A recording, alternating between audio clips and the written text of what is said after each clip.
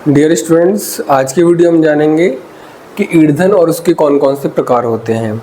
तो ईंधन और उसके प्रकार जानने से पहले सबसे पहले हम जानते हैं कि ईंधन आखिर होता क्या है। ईंधन को इंग्लिश में हम फ्यूल कहते हैं। और ईंधन क्या होता है कि वो पदार्थ जो ऑक्सीजन अथवा वायु की उपस्थिति में जलाने पर ऊष्मा एवं प्रकाश उत्पन्न करते हैं, वो ईंधन कहलाते हैं।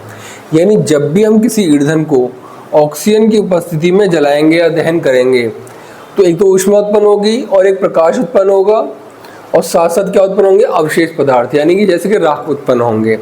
लेकिन राख का उत्पन्न होना या न होना ये आपका वैकल्पिक है। कुछ ऐसे ईंधन होते हैं जो राख उत्पन्न करते हैं और कुछ ऐसे ईंधन होते हैं जो राख उत्पन्न नहीं करते हैं।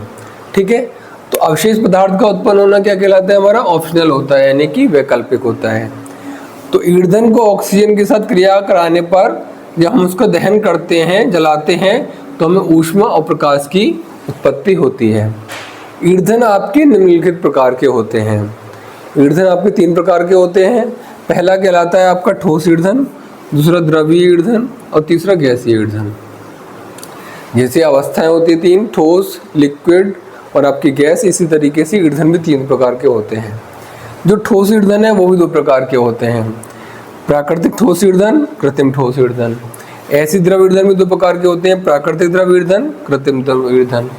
और जो गैसीय ईंधन है वो भी 2 प्रकार के होते हैं, प्राकृतिक गैस ईंधन और कृत्रिम गैस ईंधन। ठीक है, यानी किसी भी टाइप का ईंधन हो, किसी व्यवस्था वाला, सबके क्या होंगे, 2 टाइप होंगे, एक तो प्राकृतिक और एक कृत्रिम। प्राकृतिक कौन सा होता है, प्राकृतिक किसी भी टाइप का हो, ठोस हो, लिक्विड हो या गैस हो। जो प्राकृतिक होगा इसका मतलब है वो ईंधन जो हमें प्रकृति से प्राप्त हो रहा है, जो हमें नेचर से प्राप्त हो रहा है, वो क्या कहलाता है, हमारा प्राकृतिक ईंधन कहलाता है। और दूसरा क्या है, कृत्रिम ईंधन। जो ईंधन हमें कृत्रिम यानी कि मानव द्वारा निर्मित है, मनुष्य उसको क्या कर रहा है, निर्मित कर रहा है आर्टिफिशियल तरीके से, वो क्या कहलाता है, हमारा कृत्रिम ईंधन कहलाता है। चाहे वो ठोस बने, चाहे वो लिक्विड बने, चाहे वो गैस बने। अब एग्जाम्पल देख लेते हैं तीनों के। जो प्राकृतिक ठोस ईंधन, आपसे पूछे what do you mean by प्राकृतिक ठोस ईंधन, ठोस ईंधन क्या होता है जो प्राकृतिक होता है, तो वो ठोस ईंधन जो हमें प्रकृति से प्राप्त होता है वो प्राकृतिक ठोस ईंधन कहलाता है। और कृत्रिम ठोस ईंधन क्या है, वो ठोस ईंधन जो कृत्रिम विधि से मानव द्वारा निर्मित है, वो क्या कहलाता है, कृत्रिम ठोस ईंधन कहलाता है। ठीक है, इसके एग्जाम्पल्स हैं जैसे लकड़ी है, कोयला है और यूरेनियम है। लकड़ी, कोयला और यूरेनियम हमें प्राकृतिक रूप से प्राप्त होते हैं, तो ये ठोस भी है लेकिन हमें प्राप्त किससे हो रहे हैं, प्रकृति से, नेचर से प्राप्त हो रहे हैं। तो ये क्या कहलाते हैं, ये प्राकृतिक ठोस ईंधन कहलाते हैं। दूसरे क्या है, कृत्रिम ठोस ईंधन। कृत्रिम ठोस ईंधन जो मानव द्वारा निर्मित है वो कहलाते हैं चारकोल और कोक। चारकोल हमें कैसे प्राप्त होगा, जब हम आपका लकड़ी को जलाएंगे, जब लकड़ी को हम जलाएंगे काफ़ी हाई टेम्परेचर पर, तो हमें किसकी प्राप्ति होगी, चारकोल की प्राप्ति होगी। कौन जलाएगा, मानव। तो कृत्रिम विधि से हम क्या कर रहे हैं, लकड़ी को हाई टेम्परेचर पर जला रहे हैं, उस समय एक नया ईंधन मिल रहा है, दैट इज कॉल्ड चारकोल। इसी तरीके से एक और कृत्रिम ठोस ईंधन है कोक। और हम देखते हैं कि कोक कैसे प्राप्त होता है।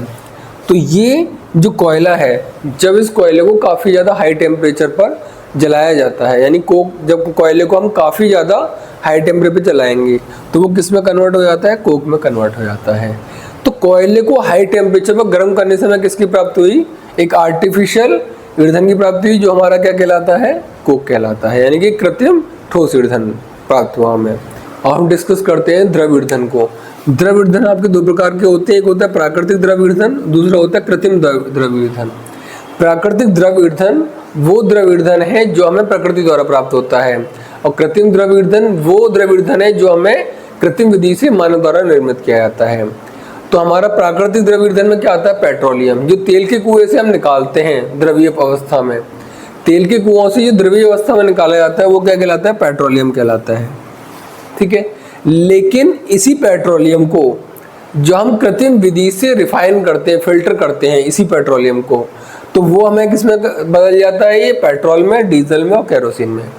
यानी कृत्रिम द्रव ईंधन हमारा कौन सा है, पेट्रोल, डीजल और केरोसिन।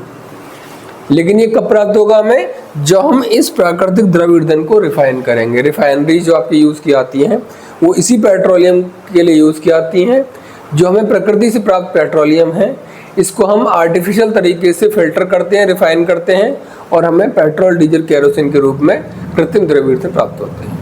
अब अगला आते हैं हम गैसीय ईंधन पर। गैसीय ईंधन क्या होता है? गैसीय ईंधन मुख्यतः दो प्रकार के होते हैं, प्राकृतिक गैस ईंधन और कृत्रिम गैस ईंधन। प्राकृतिक गैस ईंधन में वो गैस ईंधन आते हैं जो हमें प्रकृति से प्राप्त होते हैं। कृत्रिम गैस ईंधन में वो गैस ईंधन आते हैं जो मानव द्वारा कृत्रिम रूप से निर्मित किए जाते हैं।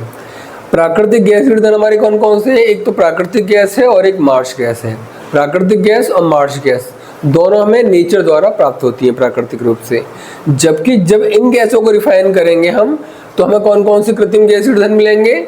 एलपीजी मिलेगी जो हमारे सिलेंडर्स में यूज़ होती है, सीएनजी मिलेगी जो हम गाड़ियों में लगाते हैं, पीएनजी मिलेगी जो हमारे घरों में जो चूल्हा लगा हुआ है उस पर सीधी कनेक्टेड रहती है पाइपलाइन के थ्रू, वो क्या कहलाती है? हमारी पीएनजी कहलाती है।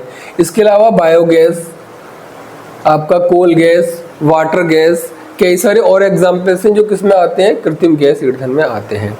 तो ओवरऑल हमने देखा कि जो ईंधन है वो 3 कैटेगरी में डिवाइडेड, ठोस, लिक्विड और गैस।